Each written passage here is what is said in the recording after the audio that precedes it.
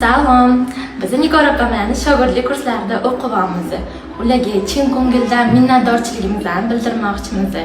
Ular bizga sir-sinoatlarni bolalar bilan qanaqa qilib ishlashni, hamma diagnosli bolalar bilan qanaqa qilib ishlashni o'rgatyapti. Shogirdlik kurslariga kelib, o'zimga umuman qorong'u bo'lgan mavzularda, ya'ni diagnozli bolalar bilan qanaqa ishlash, ularni to'g'ri massaj qilish, shularni hammasini o'rgandim va o'zimni birga ishlayotgan bolalarimda natijaga chiqishimda menga eng katta turtki bo'lgan narsa mana shu aynan Nigora opamning shogirdlik kurslari hisoblanadi.